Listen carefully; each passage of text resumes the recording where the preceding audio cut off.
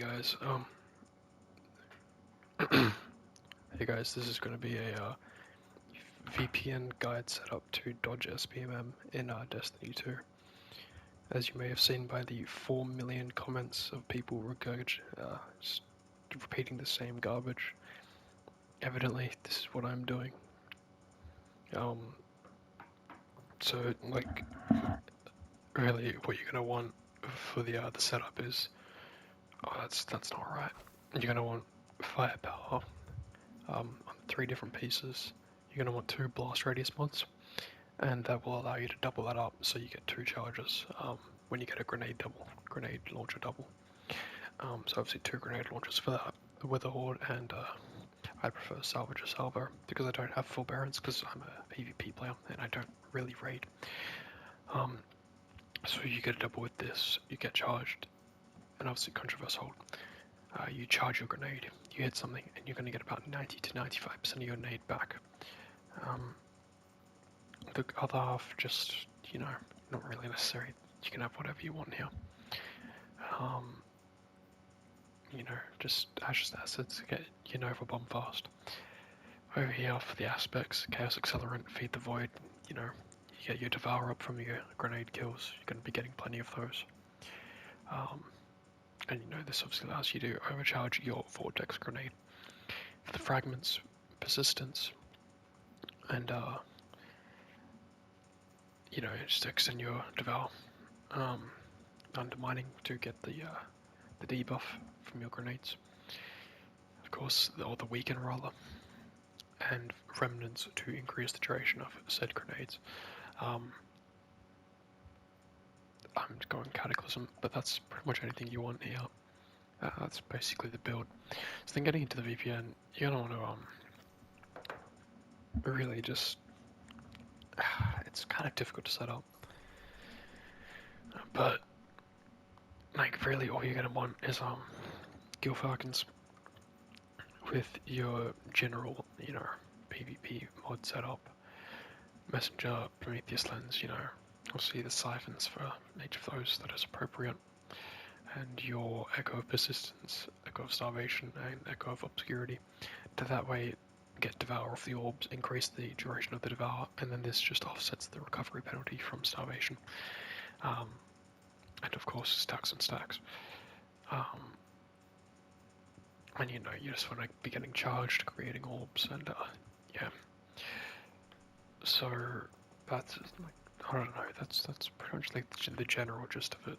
But then, if you really want to, I guess, increase your odds of winning in the Crucible and really elevating yourself to the next, to new heights, I guess, in the competitive control playlist, you're gonna want to get yourself like either a Zim or a Cronus. I personally, as some people may have pointed out, obviously use either one or both. There's just really no disputing it and no possible way that that could be false, because the YouTube comments said so. So obviously they are more aware than me. As we can tell, there was actually an expert in the comments quite recently. Let me pull this comment up. Notice how he aims down sights to let the Cronus lock in on where people are before you see them. Now obviously the Cronus does indeed do that. It actually just predicts where people are going to be and locks onto that said position. It's not me pre-aiming where they're going to walk out because, well, that's what they're going to do. This cheater is not good at the game at all. Sad Zimmer. Again, evidence that I do both. That's his PSN name. Zimmer 9172398104. Not sure how he's gotten this information. Quite odd. He is a known cheater and be banned from different games already. That's why you don't play COD anymore. Ha ha ha. This I can indeed confirm. I was banned from Black Ops 3 for and then yeah, it just banned me from the entire just COD franchise. I just haven't been able to go back since. And I'm also using a VPN for bot lobbies, people. That's really what this whole guide is about, just, explaining the entire VPN process. And he says that I'm Nadia 2.0, which is very kind, but unfortunately not. Um, I'm not quite to those heights, and I haven't quite elevated myself to that pinnacle of bot lobby farming. So that's pretty much it. Like, really, that's what you're going to want to do, and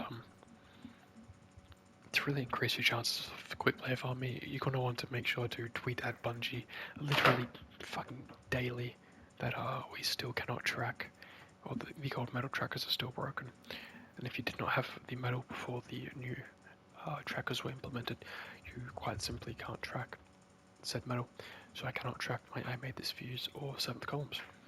It's very cool of them to do that. Much appreciated, Bungie. But in any case, really, like, once you've tweeted at them, you've got their attention. They're going to know about you. They're going to know that you're a very big deal in the very serious scene that is Destiny 2 control. As many people seem to take it very, very seriously. And like, so then once you've got your VPN set up, make sure you are putting yourself in a region somewhere like Europe. Europe, I find to be very easy, especially like Eastern Europe. Make sure you're matching as many Russian striker titans as possible. Um, if Europe's not quite like working for you in terms of getting these lobbies, I would try the Middle East or Southeast Asia, but more so probably like the Middle East region, or down towards like anywhere that matches the Arab countries or India or Pakistan, because the players there are absolute fucking demons. So those are your main regions where you want to farm. That's how you want to get your VPN set up. I would personally say Europe is the move, especially if you're on PC. So that's why like you see me matching a lot of Australians as an Australian, because I'm putting myself over into those easy regions like Europe and stuff. So like once that happens, like really all you're gonna want to do is like make sure you have this not completed. Once you have this completed, the game doesn't recognize you as, well, it recognizes you as someone who's able to read and also someone who completes quests and stuff. So that kind of chips you out of the new light pool. So you're going to want to make sure you never complete your Rising Tide quest, at least on the character that you are queuing on. That's why I don't really play on my Warlock, because I've completed it on there. Making sure you don't really complete catalysts or anything, because again, same thing, like all of these contribute to raising your skill ranking in the system. Pretty much any like completions of activities or like higher tier activities, they all make the game think that you are a more accomplished player. So you're going to want to avoid doing that, of course. Not that it really matters once you're VPNing into Europe or the Middle East. That's pretty much it. Like like even just stuff like this. Like I haven't even gotten my tranquility for that. I might do that at some point. I'm not really too sure. But yeah. So I don't really know. But that's pretty much like the general breakdown. Yeah, like, you could use some of your Cronus into the mix, if you really want to push your limits, I guess. Um, of course, like all of us do that. You know. Other than that, like that's mainly it. Joining like a community client or something probably won't benefit you. I'm not too sure. So you're gonna want to be in like a really high tier PvP clan, like Clan Yorshkurn or Clan Limbo, etc. These are, of course, clans that take the game very seriously and only perform at the highest levels. Make sure to say your thank you Yorks, and that's pretty much it. So once you've done all of these things, just make sure all you're gonna have to do is just like go into the Crucible and just queue control, and